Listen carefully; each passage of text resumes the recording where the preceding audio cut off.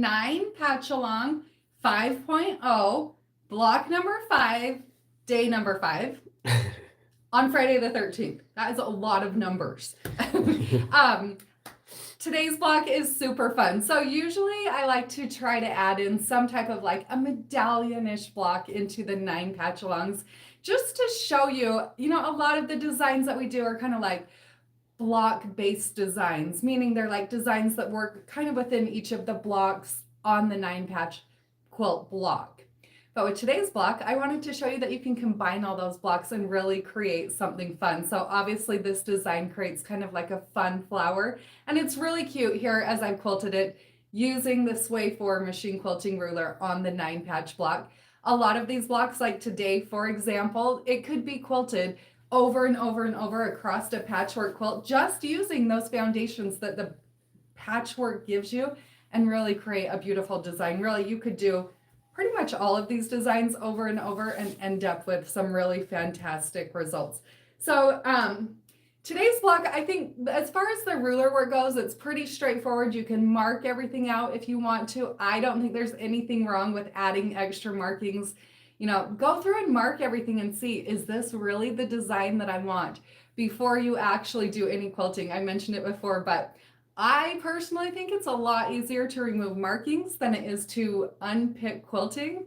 So just mark out your designs, and if you like what you see, then go ahead and quilt it. If not, change it up a little bit. So on this one, in the lesson video, I do show you how to machine quilt a feather swirl background filler, and it's such a fun filler, and it really adds a lot of detail to this block.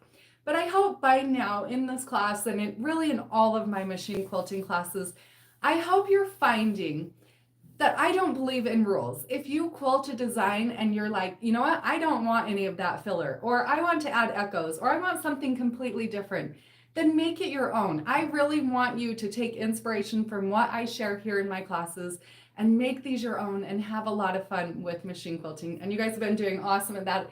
You keep sharing your progress in our Peace and Quilt Show and Tell Facebook group, and I love seeing the creativity. I love seeing how many of you have used designs from my previous stitch alongs, the previous versions of the 9 patch along, and also my block a day stitch along. So I actually have one other class. I haven't showed any samples here, but I do have a class called a block a day, and it includes 365 different ways to use my machine quilting rulers. They're video tutorials. It has a book, everything, the QR codes, the whole works. But if you practice all 365 designs that are in that book, you're definitely going to be feeling pretty confident with your machine quilting skills.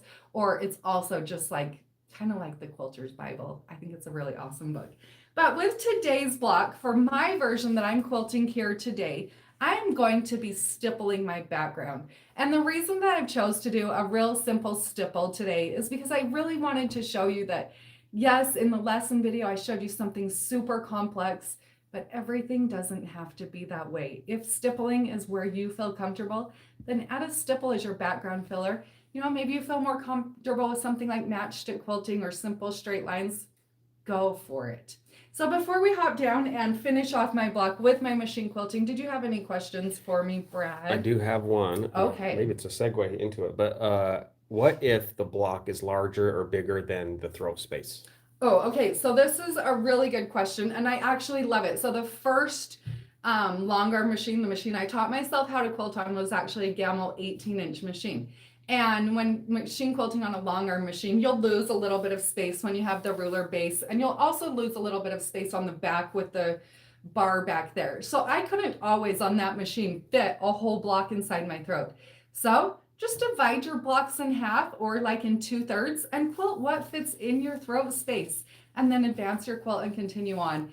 I know it sounds like harder maybe than it is, but if you can just divide them in half and see, all right, that's about half the design, or that's what I can fit in my throat space. You just work with what you have. If there is a will, there is a way. But yeah, I love how these blocks are turning out. Keep sharing your progress in our Peace and Quilt Show and Tell Facebook group. And if you're still wondering why I'm wearing crazy glasses every day, make sure you check out Lesson 1's live follow-up video.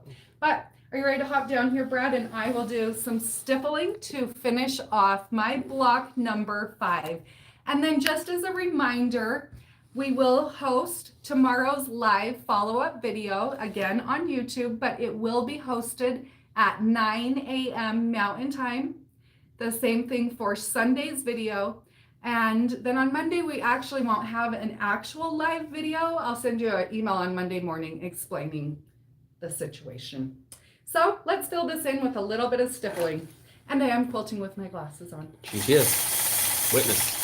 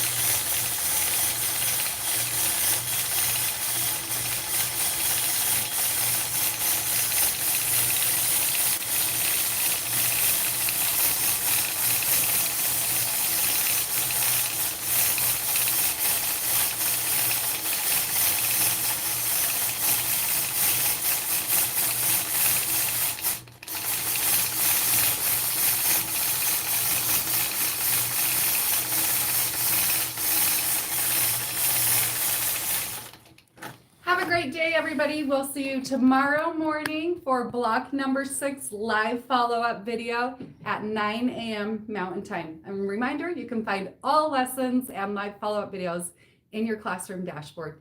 See y'all later.